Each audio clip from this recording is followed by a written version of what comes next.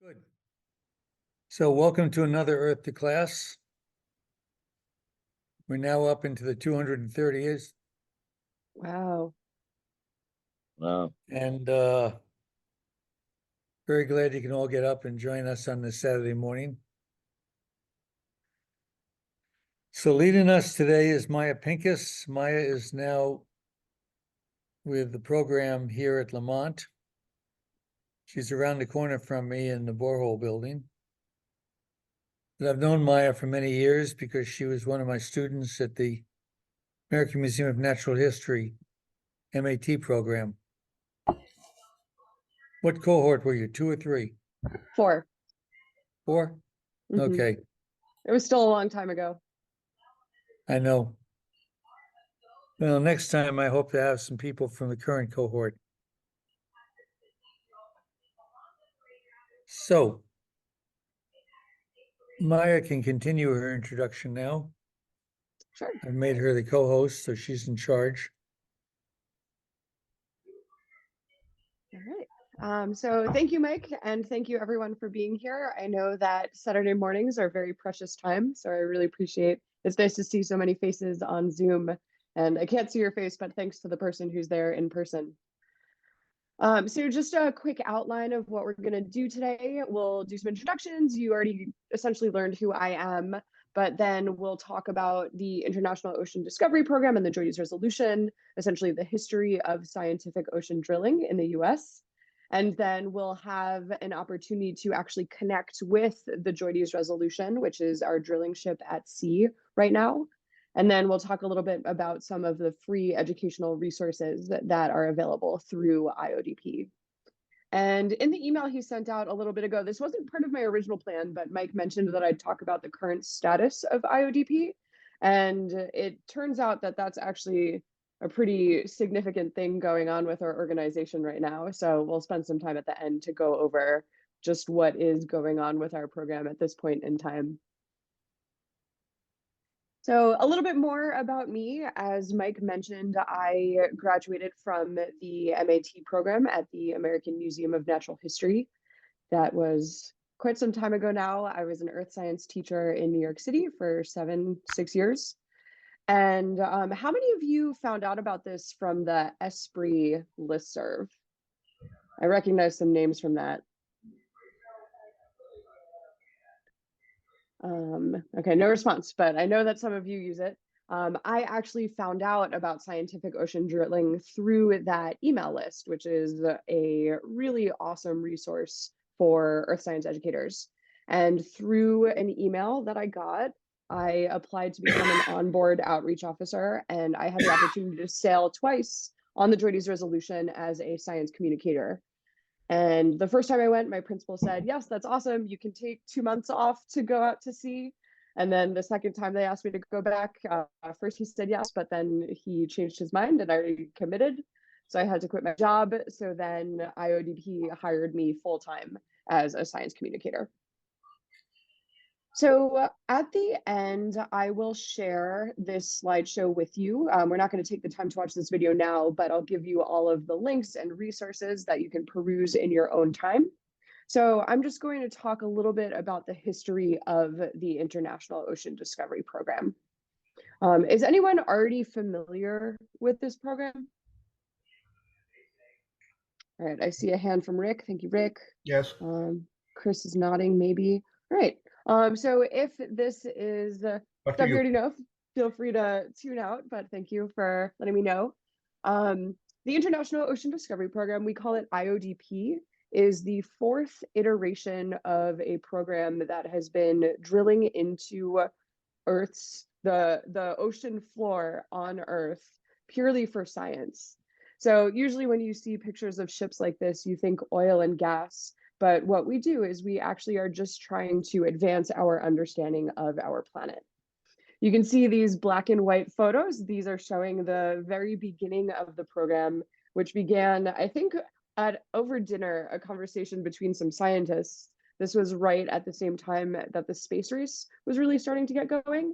And there were some scientists who thought, okay, yeah, space is really interesting and there's a lot to learn there, but we still know next to nothing about our own planet, right? The oceans cover 70% of our Earth. And yet, at this point today, we know more about some objects in our solar system than we do about what lies under the ocean and what lies in the ocean floor. So the International Ocean Discovery Program was formed as a way to try to learn a little bit more about our own planet. This map shows the locations of all of the expeditions that have taken place to date. Expedition 402 is the one that is currently taking place. And so you can see, I know that those dots are really small, but hopefully you can see that we've been able to drill in every single ocean on Earth since the 1960s. And it's really amazing that we've been able to go to all of these places and collect samples for all sorts of really interesting scientific problems. But what is missing is there's still so much yet to be explored. There are so many parts of the ocean floor that we haven't drilled into. So it's really a scattered view of what exists underneath our oceans. There's still so much more that we need to know.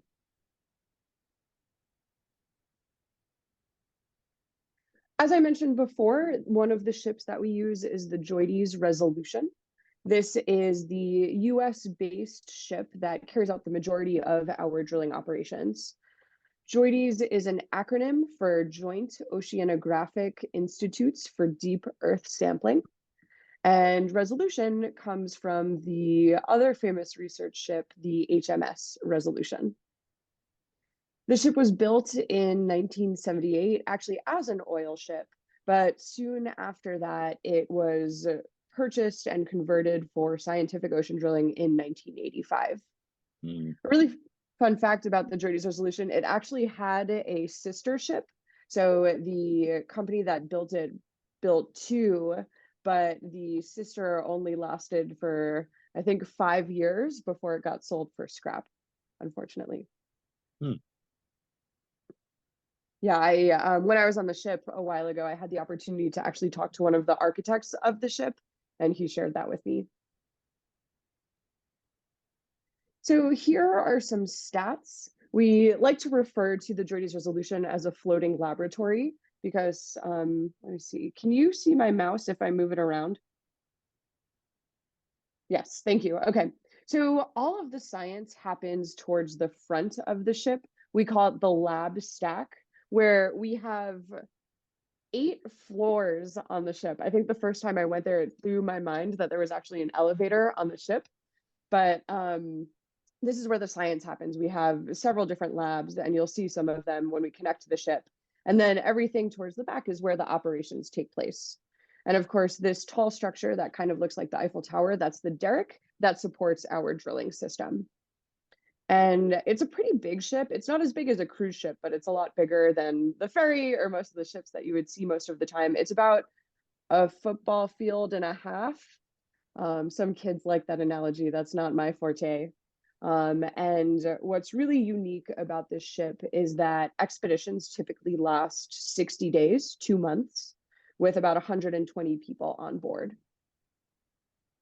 Maya, if I could jump in here for a moment. Sure. If someone were to stand on the top of the tower, Mm-hmm. drilling rig, when it went underneath the Verrazano Bridge, they would bump their head. Oh. We have Yeah, too there much free was, time sometimes. I think they actually had to restructure it before they were able to go through the Panama Canal because there's a pretty low bridge over there too. Yeah. Thanks, Mike. So just a little bit of insight into what it's like to live on a ship for 2 full months. It's pretty wild. Like, you have to imagine not being able to see land or trees or plants or buildings or other people for 60 days. So one of the hardest things about being on the ship is that you can't leave. It's just the ocean. And people do get a little stir crazy, but they've designed the ship so that it is really supportive of being able to concentrate on science for a long time. In addition to these expeditions lasting 60 days, every single person who's on the ship works a 12-hour shift. Usually it's from noon to midnight or midnight to noon. And that way we're able to operate the ship for the full 24 hours a day. Otherwise, it would be a huge waste of money to have any point in time where we're not operating.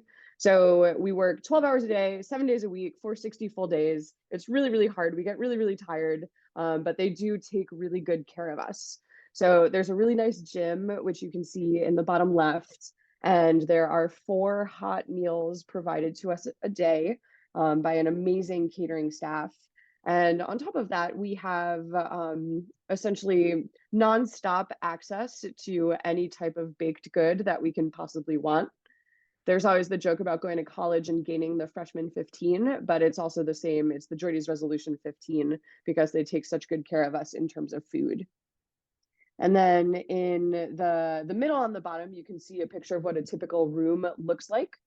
Everyone typically shares a room. We have bunk beds, and then there's a bathroom shared by 4 people. So it's in between 2 rooms. But what's kind of nice about this shared room situation is that the person you're sharing a room with is on the opposite shift. So while you're working, your roommate is sleeping. And then when your roommate goes to work, the room is all yours. So it's actually kind of funny. The person that you see the least on the ship is your own roommate.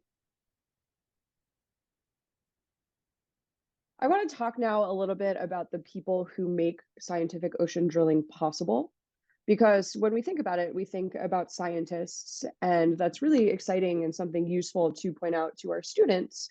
But if we're going to be realistic, not every single one of our students is going to grow up to want to get a PhD and become a professional researcher. So yes, we do have scientists, and it is an international team of scientists. Right now, there are 22 member countries in IODP. We have people from the US, from Canada, from Mexico sometimes, all over Europe. I've worked with people from Germany and Austria and Italy and Sweden and Spain and France.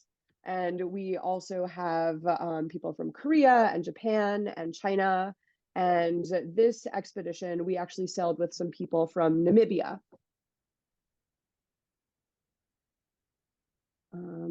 We also have a team of technicians. These are the people who are employed by the JOIDES Resolution Science Operator, which is based out of Texas A&M University in College Station, Texas. And so these are people who make it possible for us to run all of our scientific instrumentation. So they make sure the labs function, all the machines in the labs function. They're the ones who actually pull samples out of the drilling, and they make it possible to do the science. Of course, there's also the ship's crew. This makes up the biggest group of people. And again, it is a really international team made up of people with skills in all sorts of trades. So of course we have the captain and his mates, we have a doctor on board, but then we have everyone from a mechanic, electricians, welders, drillers, any manual task that you can think of, we need it to be able to run the ship. And then, of course, there is the cooking and cleaning staff. These are the people who really make it possible to do these expeditions. It's a team of people from the Philippines, and they are some of the nicest people I've ever met and the best cooks I've ever met, and they're the ones who make it possible. The laundry is done for free. Oh, really? What did you say?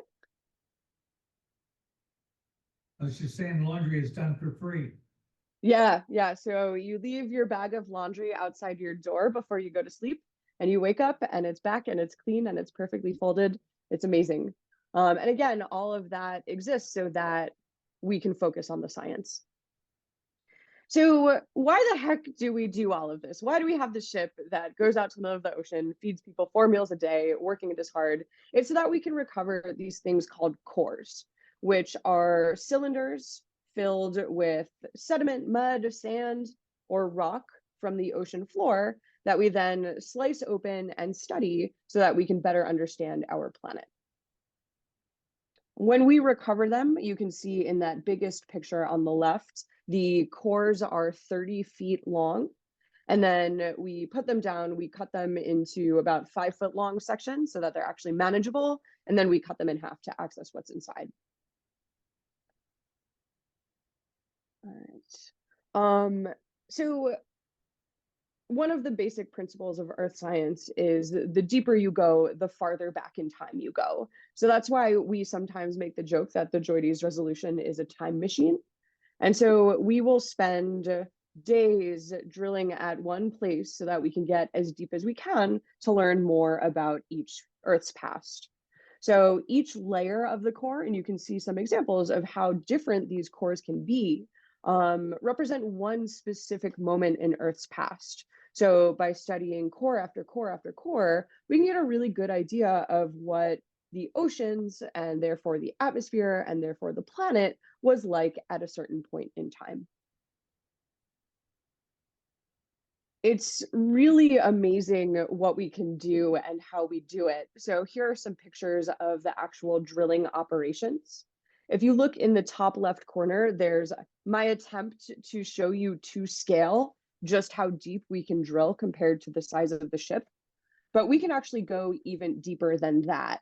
So here's the little ship, and then here's the drill pipe. This is just the smallest I could make that picture and still see the ship. And depending on what we're drilling into, there are several different types of drill bits that we use. And we'll hear more about that when we get the tour in just another minute. Some of the most important things that we know about our planet have actually come from scientific ocean drilling.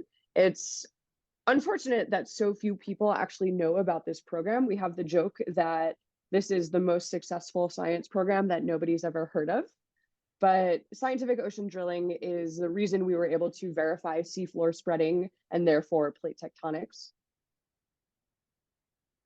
Also, so much of what we know about Earth's past climate and climate change comes from studying sediments found in the ocean floor. Between the sediment and the fossils, we have seen that not only has the climate changed, but sometimes it's changed very, very suddenly. And through scientific drilling, we know, for example, that there used to be palm trees in Antarctica. And one of my absolute favorite discoveries is the extremes of life that we found living under the ocean floor. So in hard rock, over a mile below the ocean floor, so 4 to 5 miles of water, and then another mile or more below the ocean floor, we have found communities of microbes that are flourishing down there. So these are creatures that can live with no sunlight, barely any water, barely any oxygen, and they're still going. So what this means is the more we know about these sorts of microbial life, that might tell us what we might find on other planets if there is life on other planets. So what we will do now, I don't know if we've been joined again by the ship. Yeah, we are. Okay. So I'm going to stop sharing. We have Tessa and Larkin who are here, and they'll take it over and give us an idea of not just what it's like to be on the ship, but also this ship to shore that we're about to see is something that if you have students or you work for a museum or a library and you want to bring the ship to your institution, you can make this happen. So Mike, can you pin Tessa and Larkin so that it's nice and big? I'm working towards it. Okay, thanks. And everybody else at home, you might also want to use that pin function. If you hover over the square that says JOIDES Resolution and click those 3 dots, you can click add pin and then they will get nice and big. All right, so I'm going to stop talking. I'm going to give it to Tessa and Larkin, and thank you both so much for being here. Hello, everyone. My name's Tessa. Hi, my name's Larkin. It's nice to be here. We're really excited to kind of be able to show you the ship because, as Maya was already demonstrating, it's a really great ship, and we do some really cool things out here. The first thing I just want to start with is just show you the beautiful view that we have. You're catching us at the daytime, so I actually can show you the vast expanse of the Tyrrhenian Sea. But just to show you on a map where we are, 1 second. What time is it where you are right now? It is 3:20 right now, so it is in our early afternoon. And just to kind of give you an idea, we are off the coast of Italy. We left Naples on February 14th and really only had about a 4-hour to 5-hour transit to our first drilling location. And we are in our week five, toward the end of it now. And we've been bopping around the Tyrrhenian Sea, going to different drilling locations because they're all in the Tyrrhenian Sea. We haven't needed to leave. And the reason we're here is the Tyrrhenian Sea wasn't always a sea 50 million years ago. This part of Calabria, this part of Italy called Calabria, used to be right here. And through movement of tectonic plates, it was pushed eastward. And that is where the water from the Mediterranean started to fill in this area.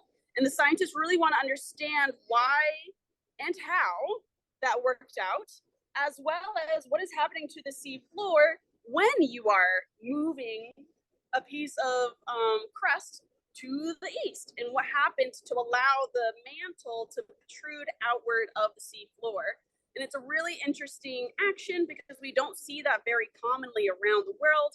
So we're able to use the Tyrrhenian Sea to understand seafloor, not really spreading, but seafloor breaking in this area. But I'm going to pass it over to Larkin because she's going to tell us about how we actually stay put in the area once we start drilling. Right, so we have a drill string that is about 3,500 meters below the sea level, right? So how do we have that connected to the sea floor and keep the ship stable? A little thing called dynamic positioning. And dynamic positioning is, on this ship, is really incredible. I have a sailing background. I've been on a lot of ships, and you usually feel the motion of the ocean, right? But not here because of these thruster pods.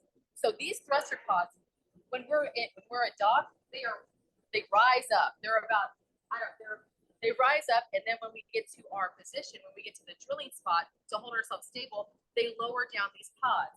On the bottom of each pod is 2 propellers. Now we have 5 of these on board. In addition to those 10 propellers, because it's 5 pods, each has 2 propellers, so that's 10. And then we have 2 mounted propellers on the back, along with our 2 main props. So that's 14 propellers, all working in conjunction to keep us from going too far forward, too far back, or side to side, which is really important when you have that drill string that's coming through the ship. And just to kind of give you an image of what that drill string looks like as it's coming through the ship. So we have the ship on the sea surface. We use the derrick to hold the drill string, and it goes all the way down to the sea floor. So that's where Larkin is saying that we have a lot of just drill pipe just hanging out in the ocean or sea water before it actually hits the sea floor. So we do have something called a moon pool, which if I show you over here, and we're going to head upstairs also to show you the derrick. And there's a bird. Perfect. We haven't had a lot of sea life or any kind of animals, so when we see a bird, we're really excited. We get really excited. So the rig floor is right above here, which is under the derrick, and we're going to go higher so you can get a better view. But right under it is a moon pool. So the drill string would be right here, and it would go through the rig floor, through the moon pool, down to the ocean floor. And the moon pool is a constantly open hole in the ship. But we do have doors that close over it so that when we're walking around the ship, we don't actually fall into the hole. So there's safety first. But this is an example of the moon pool being open with the doors completely open and the drill pipe going through it. One thing that I want to mention too is these yellow and black stripes here. They indicate that we're entering a safety zone, and that's why you see Tessa and I wearing our hard hats and our glasses, because whenever we see this right here, that means it could be potentially dangerous. And so, like Tessa said, safety first. So let's go on up.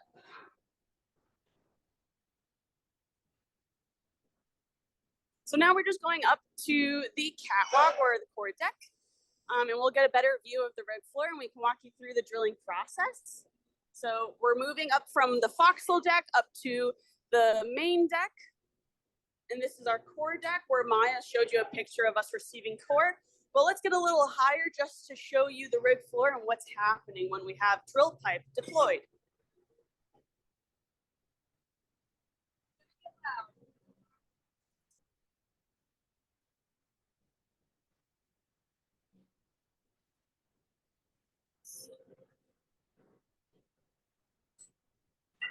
So now we're right in front of the rig floor and we're right under the derrick. So the derrick is about 45 meters tall, and then if you account for the size of the ship under it, we're about 60 meters tall, which is just a pretty big structure to have on a ship. But like Larkin said, we have the dynamic positioning to help us out. So let's just get closer. So we partner with an offshore drilling team called CM Offshore. They're the ones that we see on the rig floor right now. They are our expertise in drilling, and they are the ones that operate all the equipment on this floor. Scientists and other crew members do not go out here because we do not have the training or the expertise to understand where the dangers are of the rig floor or even how to handle a lot of this equipment. So we're really thankful to CM Offshore for that because they make it possible, like what Maya was saying. This is our drill string.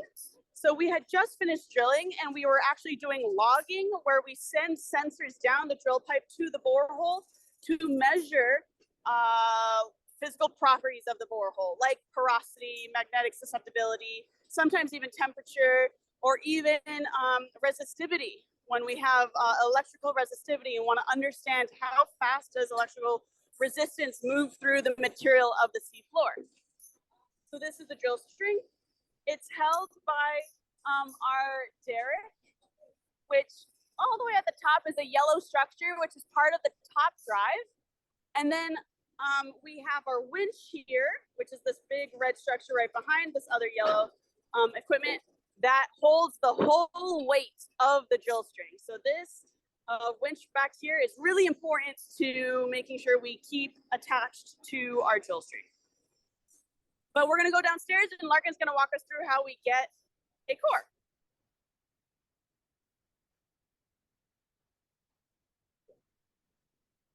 And what's really important to know is our drill pipe comes in sections where we don't have just one long drill pipe, we have multiple that we attach, like attaching multiple straws to each other when you want to make one long straw.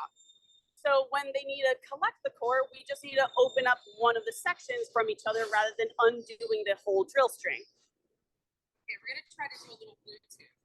All right, go ahead.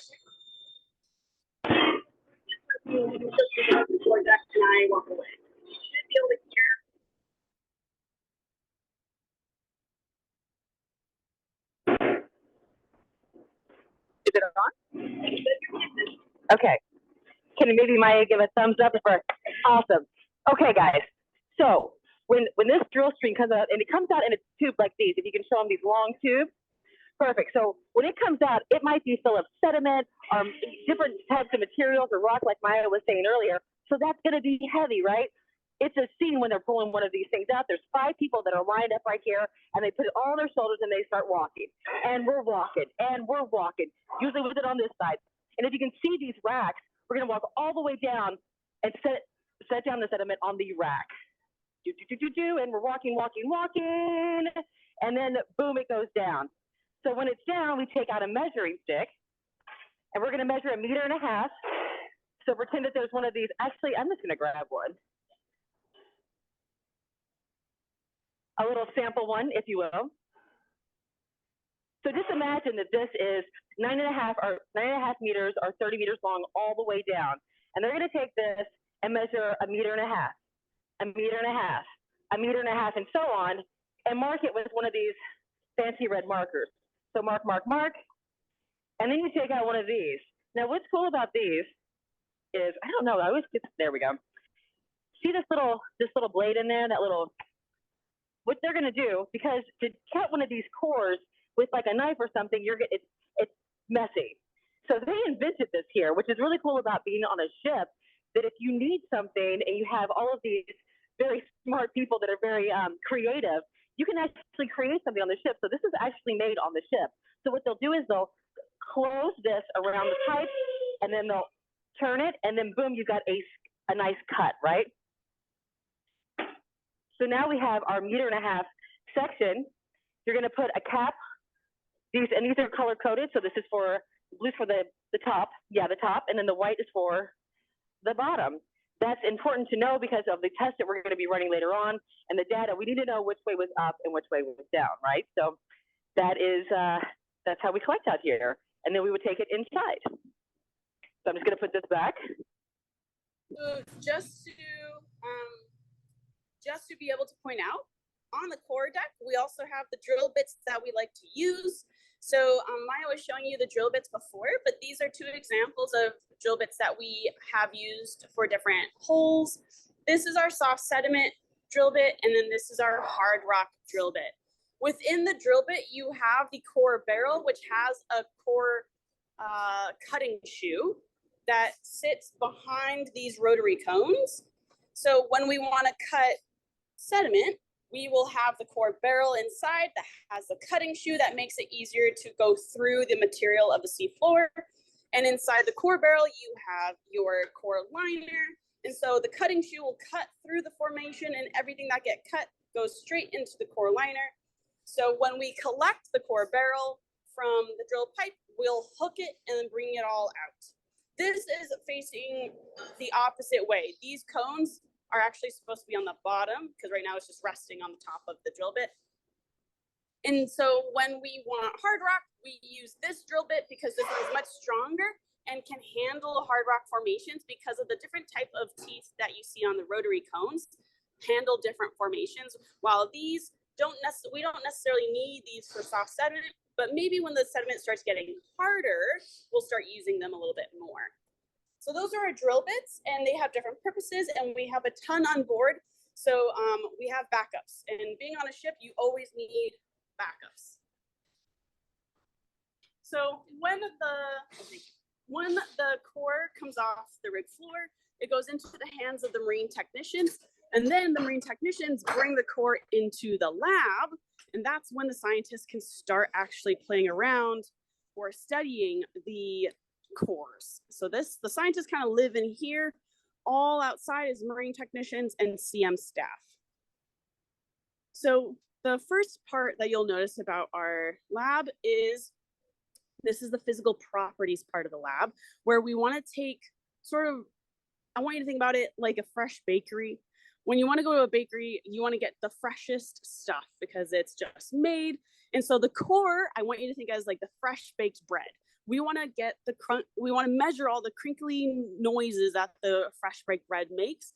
So we measure natural gamma radiation pretty soon after it comes off the core deck. We measure thermal conductivity and multiple sensor loggers. So density, magnetic susceptibility, P wave velocity, all pretty soon after it comes off the core deck, because we want to get the freshest data because it's the closest to when it came out of the seafloor. The logging will get us the more in situ data when we send the sensor down to the borehole to do similar results, and we can compare where we might have missed some measurements. We have this shelf here to help us acclimate the cores. So we are pulling cores from 2,000 kilometers, 2 kilometers down, 2,000 meters down. So this is an example of a hole round. This is a sediment core. And so they have to sit here and kind of get used to our pressure and our temperature. So they sit here for a few hours before they go to the rest of the lab when, for instance, we want to x-ray the core. So x-raying is similar to how we x-ray our bodies for internal structures without having to cut through the core. We will use the x-ray to do that. This is brand new to the ship. We had a previous x-ray over there, but it was only able to look at one angle of the core. This one can look at multiple angles of the core and make a 2D image. It does not make a 3D image, but when you have multiple faces of an internal structure, it helps us understand maybe how big something might be or where it's placed in the core. And then we'll go over here, and the whole round will get cut into our splitting room. And that's where we have the super saw, the wire cutter, and other multiple saws. So that's the super saw that helps cut the hard rock. and it sits on this track. And then the wire cutter is over there for the soft sediment. If we use a saw on soft sediment, we would just churn up the sediment and we don't want to lose track of where the layers are. So we use a wire cutter. If you have hard rock, they sometimes come up in like rubble and it's too small to go through the super saw. So we manually run the rubble through these smaller saws to help kind of cut them in a way that keeps their orientation or features that we need. Are there any questions before we move on?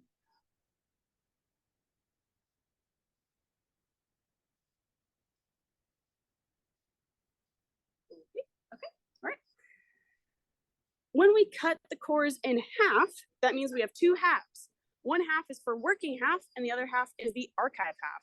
The working half comes over to this table where you can see all these flags on the table, and it tells the marine technicians that it is time to start cutting out the samples and put them in baggies or little jars or even little cubes.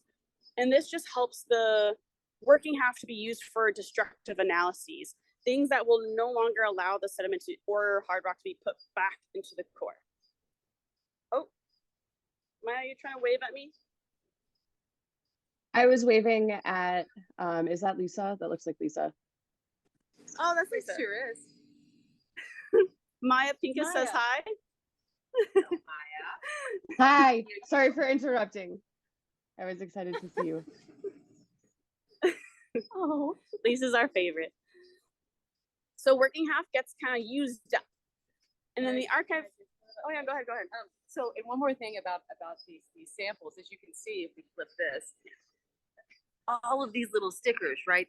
Those are all different scientists that are after these samples. And so sometimes it's funny when they want the same sample. It can be a little competitive around here for these samples. Yeah. Sampling parties are fun. Sampling parties are enthusiastic. So working half goes on that table, but archive halves go on these description tables where the hard rock scientists and the soft sediment scientists have to be able to explain the colors that they see, any intrusions or sort of like what I call like crunchy parts. So essentially like maybe things of gypsum show up, or maybe fossils show up, or just anything that could explain maybe the characteristic or the story that this rock, this hard rock or sediment went through. And they'll put it into our GeoDesk database, and they'll align it with the X-ray and the image that they take of the core. So they're constantly looking at all the other data that has already happened. The cores will then be put through our shill, which is just a high resolution image camera essentially, and it moves across the track. And then it'll be put over here, which is our another multi-sensor logger. You can kind of see it leapfrogging on little parts of the core, and it takes color measurements. So it actually puts like a number to the color, because for instance, someone's green could look like someone else's gray. And we always might want to have also an additional color measurement that's not so dependent on what we see, but we take both. We need both. And then the cores will come over here for the paleomagnetist to be able to run them through the magnetometer. But I have my sedimentologist here. Luke and Lorna wave. Hi. What they also do is make smear slides. So they use microscopes to help understand the grains that show up in the cores. Like, Lorna, can you tell me again what those little shards are? Yeah, sure. So these ones here are volcanic glass. So these volcanic glass shards, which make up most of the ash that you see when a volcano erupts, settle really slowly to the seafloor. So we see them in all of our sediment at this site. Awesome. Thank you, Lorna. So Lorna has a bunch of smear slides. You can see they get all created from the archive halves. We just take a toothpick amount of the sediment to take a quick look at what grains we're seeing and potentially other minerals that show up, or fossils. This is John Yu, my paleomagnetist. And this is his equipment, his area. So the bigger magnetometer where you run the full core through the track, and it will run this is a nice image to see, it'll run the core through these two magnets that exist, or detectors that exist inside the machine. And then as the core runs through it, it'll keep track of like what it's measuring and he'll get an idea of what orientations exist. But then sometimes he wants some more specific measurements, and he'll get little square samples from the core and run them specifically in a smaller magnetometer to check the orientation if maybe there was a reversal of the magnetic signatures. And what that means is if he can identify that, he can get an idea of the age, and he can align it to when the North Pole and the South Pole may have reversed or reversed back, and he'll get a better idea. And then this is our area of microscopes. So we have Ravi, our micropaleontologist, and sometimes the microscope back there will be used by our hard rock scientists who look at thin sections. And this area is more for microscopic analysis. Would you like to talk about what you do on the ship? Of course. Hi, everyone. Teachers. Okay. Hi, everyone. Larkin and Tessa might have gone through how the sediment comes in and what we do. So essentially, one of the first things that happens is when the sediment comes in the core, there's this one last part in the core, which is called the core catcher. And I'm the one of the first ones to get hold of this core catcher and the sediment sample in it.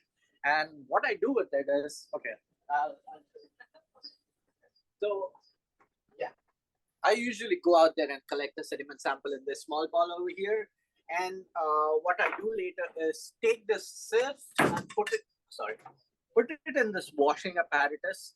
And this is a size 63 micron sieve, which means that anything like less than 63 microns size is washed away. And the residue which remains, I put it in the oven for drying. And once it has dried up, what I do is go to the microscope and look for microscopic organisms called planktic foraminifera. So under the microscope, they'll look something like this. My job on the ship is to recognize these species. And there are species which are present all throughout different ages. So what I usually do is pick out certain marker species and try to associate an age with them. So these are what the species look like under the mic. So under the microscope, it may look like a small grain, but when you take high resolution images of it, they look like this. And so picking these foraminifera out, we associate them with an age, and that is the age at which these sediments have been deposited in the area. So currently in this area, in the Tyrrhenian Sea, we are finding sediments as old as 4 million years, but with the present site, we have had a sediment recovery which may date back to about 7 million years. We haven't dated it yet, but it may date back to 7 million years since we are finding these Messinian deposits, which were supposed to be full of salt crystals, or what we call gypsum on anhydrite.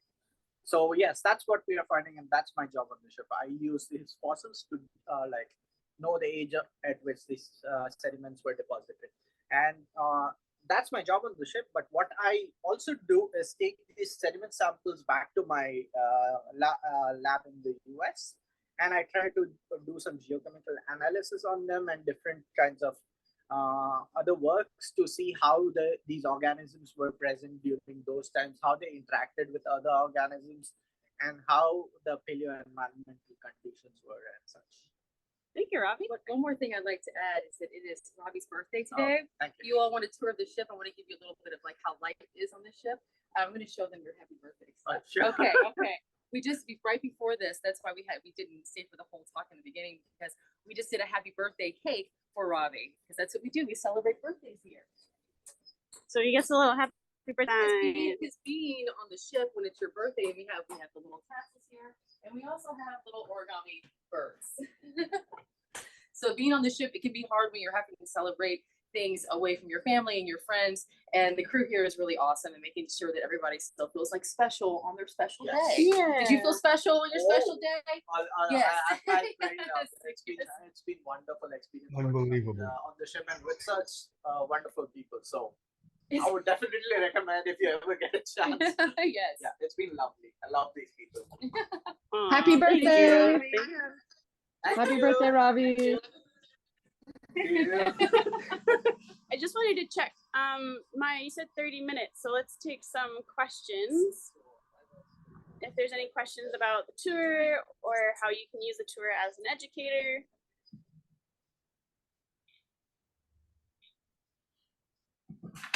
I have a question. Yeah, go ahead. Hi, thank you for the tour. How many core samples per mission, like for the 6 weeks? How many do you collect in each?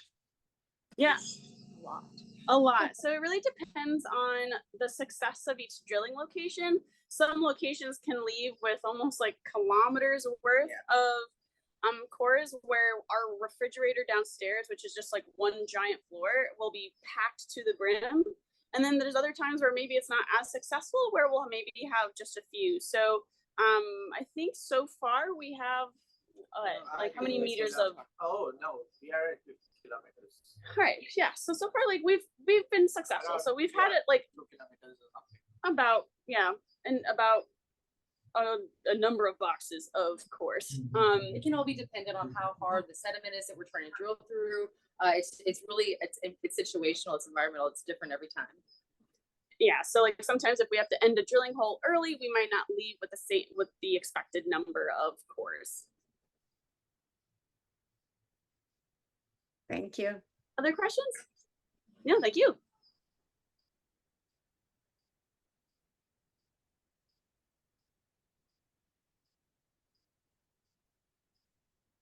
I'll ask a question while other people think of some. If you had to, and I mean, I know you do this, I know you talk to students all the time, but like, what is the one thing that you would say to a student to help them understand like what you're doing and why it's important? I would Giving you the say hard that questions. for are you, do you mean for like the JOIDES resolution as a whole, or as a science outreach officer?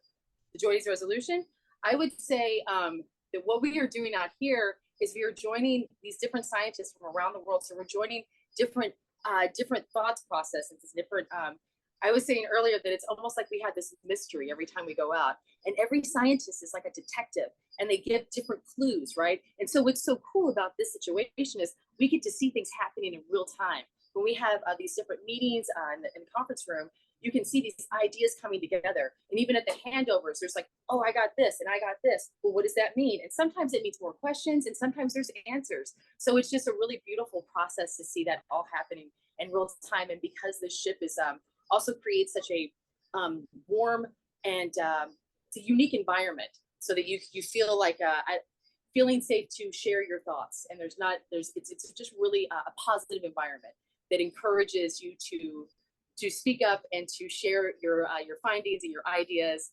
And yeah, it's just a really unique experience all around. I would also add that like for the bigger questions that we want to ask, like what was the climate like, or what was the environment like for instance, like I love megalodons. Like what was the sea like for the megalodon? For me to be able to study that as someone who likes animals, like we need to look at the rocks, because the rocks and the sediment hold that answer. For instance, we were just talking with the interior staff who helped with our catering about the Asian monsoons and how our sediment keep track of like when it was dry and when it was raining. But we wouldn't know that without the rocks or the sediment. So being able to ask like, what's this environment like? Why did it happen that many times? Or how long did it last? We need those rocks and sediment. So that's why we have to come out here.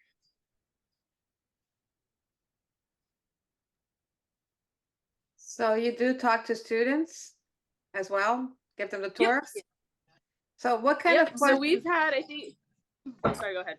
Oh, no. So what kind of questions do they like to ask you?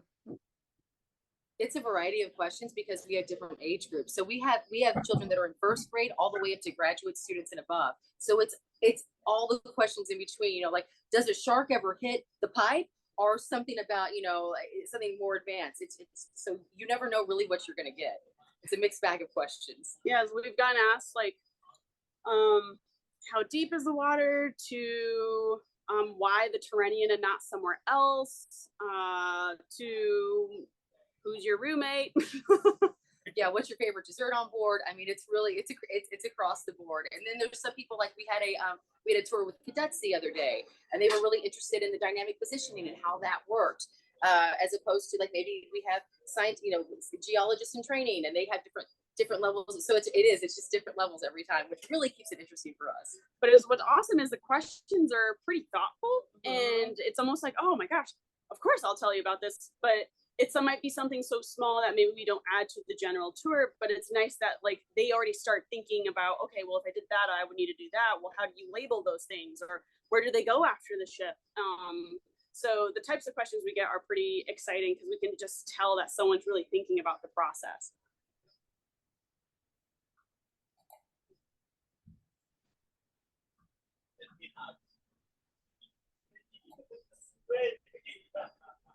Any others?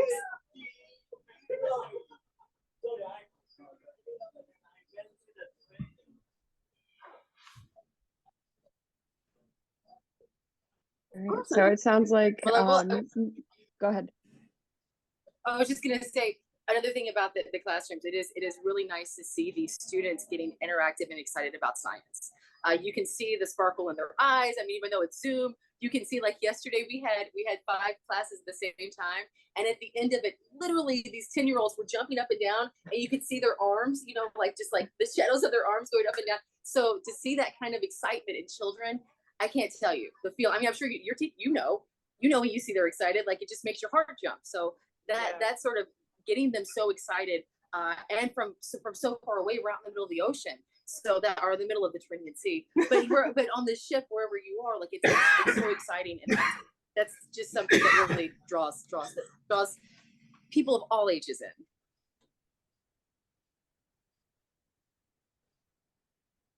Thank you so much, Tessa and Larkin. This was really energizing, really interesting, and really exciting. So if anyone who is still in the Zoom has questions about what they saw, I'll still be here and I'll be able to answer them. Or if you have burning questions, I can give you their email address. But thank you so much. This was awesome. We're really grateful for the opportunity. Thank you all. Thanks for having us in your little seminar today. Hope you have a great rest of your day. Thank you. Bye. Thank you. Bye. Great. They're just such a fantastic team of onboard outreach officers, just so enthusiastic and so good at explaining. Okay.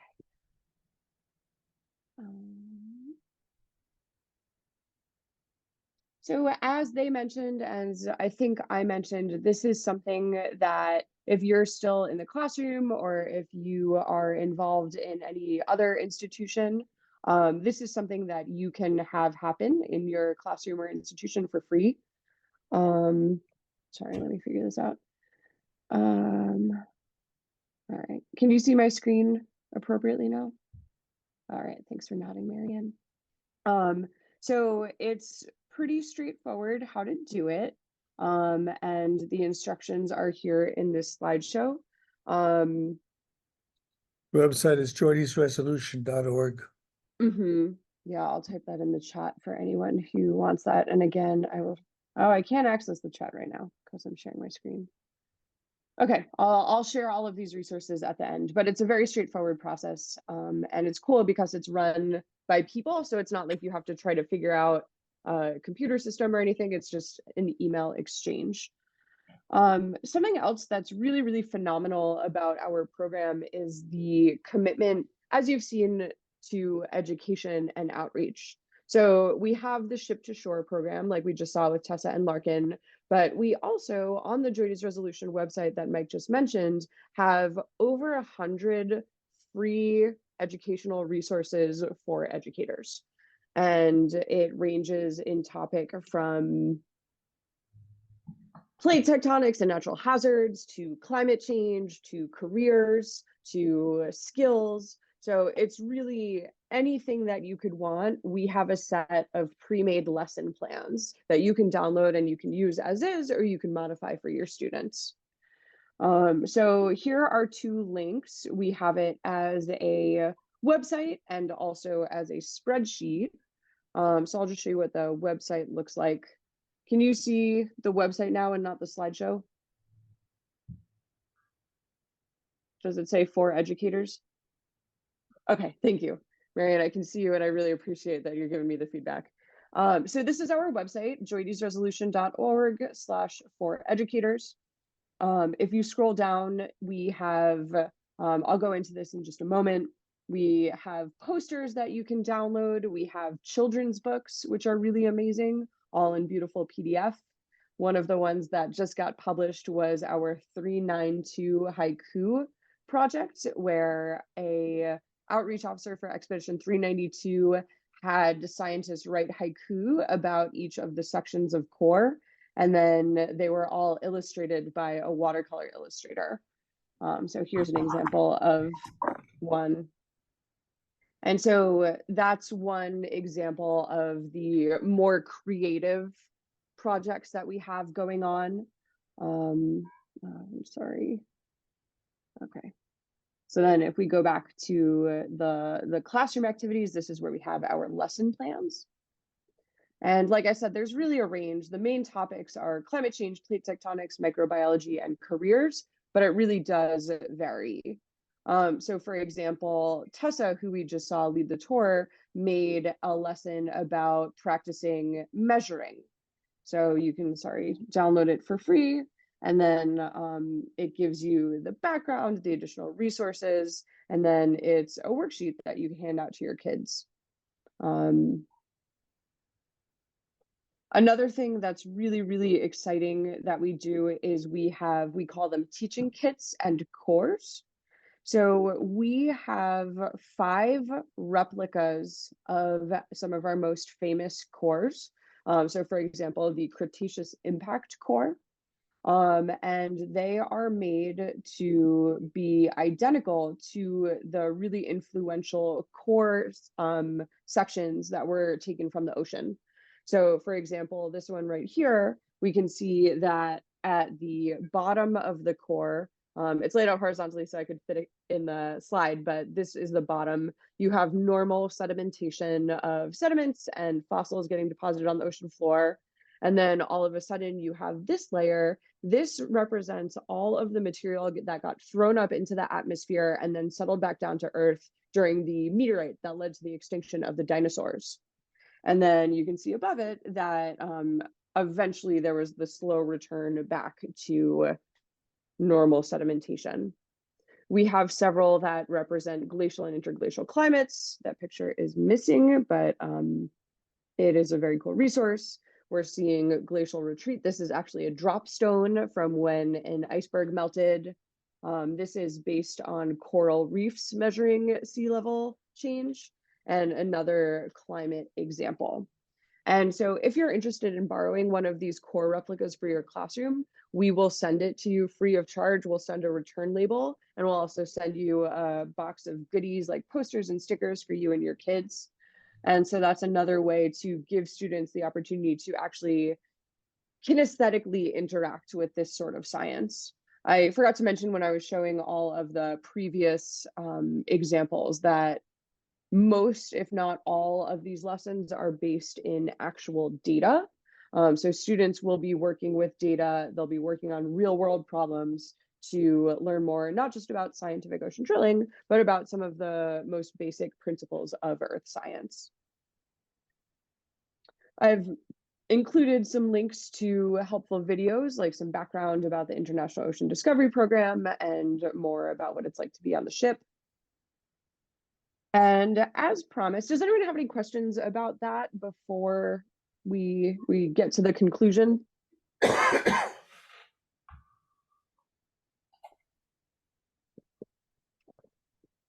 Cool, feel free to interrupt me at any point if something comes up. So as Mike mentioned in one of his emails, we're in a bit of a period of unknowns with regards to the future of our program. So Over the course of the history of scientific ocean drilling, the way that it has worked is it has been through a series of grants from the National Science Foundation. So that started in the 60s, and then when that grant was ready to run out, a group of scientists got together and wrote another grant to continue the program. And so that has happened through right now. But we are at a point where this phase of the program is scheduled to end this August. That has been known for a long time. But unfortunately, the National Science Foundation has not given us the space yet to make plans for the future. So this is the second to last expedition as we know it. So if you're interested in booking a ship to shore, make sure you do it this school year, because we're not sure what's going to happen next school year. The scientific ocean drilling community has made it really, really clear to the National Science Foundation that this program is really important. So we're currently in conversation about what's going to happen right now. But unfortunately, one of the things that I like to talk about with this program when I'm talking to educators is usually we have a lot of really phenomenal opportunities for educators too. So that will keep happening, but I don't have a slide on it because I don't know what it's going to look like yet. But if you were impressed by this presentation, if you think that this is important stuff, I can't encourage you enough to talk to your local policymakers, because those are the ones who might be able to push this along and continue the program in the US. So unfortunately, I guess that means that I'm ending on kind of a down note, but we do have just so many resources that are available, all of them for free, all of them easily accessible.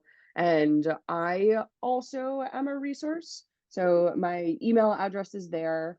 We update our social media often. Tessa and Larkin are doing an amazing job on social media from the ship. They're also writing blogs to keep updates with the expeditions, which are all written in student-friendly language. But that's what I got. So if you have questions, please let me know. Otherwise, we can wrap it up. And I'll give you the link to the slideshow right now.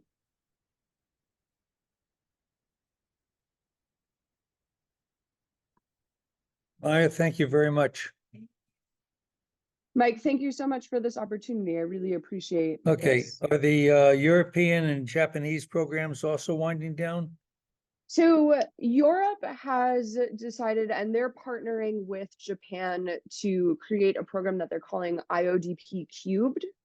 So Japan has another drilling ship called the Chikyu that is a lot bigger and a lot more expensive than the JOIDES Resolution. So it can't really go very far because it's just too expensive to run. And they are partnering with Europe, who the way that they drill is what they call them mission specific platforms. So those are ships that are typically oil ships that they'll rent out for a period of time and do a drilling expedition and then give the ship back. So there is a plan for that to continue, and there will be probably some room for US-based scientists to go on those expeditions. But right now, there's no plan for what US-based outreach and education will look like. Thanks very much. Yeah, China is also building a new ship, so that should be usable in the next few years, which is pretty cool. But not super cool for us in the US yet. Yes, go ahead. Oh, I think you're on mute.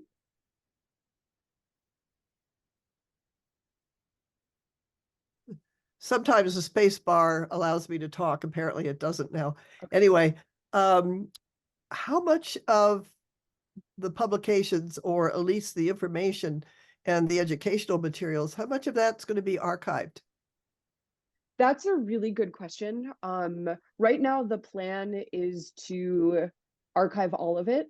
We don't know how we're going to do that, but it's, it's a website costs $20 a year or something like that. So I think that will be pretty easy to do. It's actually the big question is what's going to happen to all of the data. and all of the cores. Because Yeah. right now we have, I think it's a total of like 350 kilometers of core in storage. So the majority of it is in College Station in Texas. And then we also have a repository in Japan and one in Germany. Oh, that's good. Yeah. So technically, the majority of them are US owned. I say it in quotes because it's open access, but NSF plans to continue to support that. But we'll know more, in a year. They're in the process of soliciting proposals to open a new scientific ocean drilling coordinating office in the US. But as I'm sure you all know, the way that the government works is just not as quickly as we want it to. So that's why we're in this particularly obscure period of time. And then I think I failed to hear, what are the plans for the JOIDES Resolution itself, the ship itself? That is a great question, and you didn't fail to hear it. I didn't say it. So thank you. Right now, the plan is that it will be demobilized as a scientific drilling ship. So what that means is that all of the lab equipment will get taken off and sent back to Texas.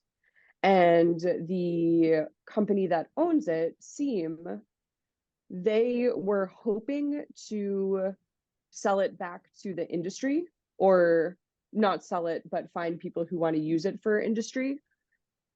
So far, to my knowledge, there has not been a lot of interest in that. This is one of the oldest ships that is still operational. Most people don't want a 50-year-old drill ship, so they have not been successful. So NSF is currently talking to SEAM, and what might end up happening is that we'll restructure the program a little bit and be able to do 1 to 3 expeditions a year. But that's so poorly developed as an idea just because the conversations haven't been had yet. Like, I probably shouldn't be telling you that. But we're hopeful that we can still use it at least a little bit. But that would be without the scientific equipment on it? So that's a possibility. That's a big question that everybody also has, Okay. right? But what I was talking about, the European program that rents out ships for expeditions, what they do, because those ships don't have scientific equipment either, so they'll load the ship with just the most basic instruments that they need to measure. We call them the ephemeral properties, like the things that you have to measure right when the core gets pulled up, otherwise it'll change and you won't be able to measure it again. And then they bring the cores back to the lab and do all of the other analyses back on land. So it would probably be something like that. Thank you. Let's just say that if you like meetings, this is the organization to be in.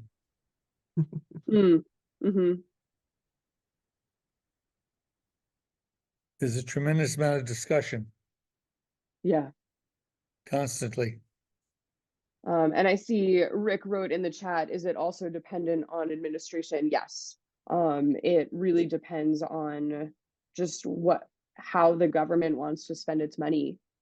So the National Science Foundation, since I think about 2010, NSF has committed $48 million a year to scientific ocean drilling.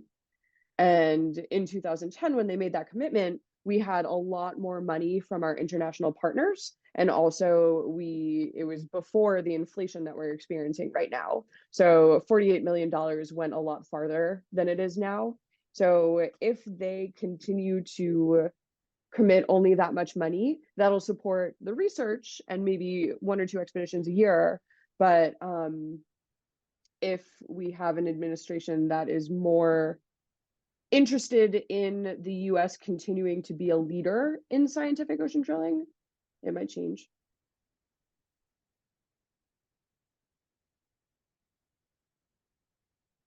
Okay, do we have any more questions from Maya? All right, I'll also type my email address in the chat. So if you have any questions or if you need help getting resources or anything, you can always contact me. But yeah, thank you so much for coming. It's really great to see so many people on a Saturday morning, on a particularly beautiful Saturday morning. So I hope after this you go outside, enjoy some sunshine, Right. and take care. Thank you so much, Mike, for making this happen. It was an excellent program. Thank you. Chris and I will be working on the recording. Okay. We'll post it and let everybody know. Thank you Okay. so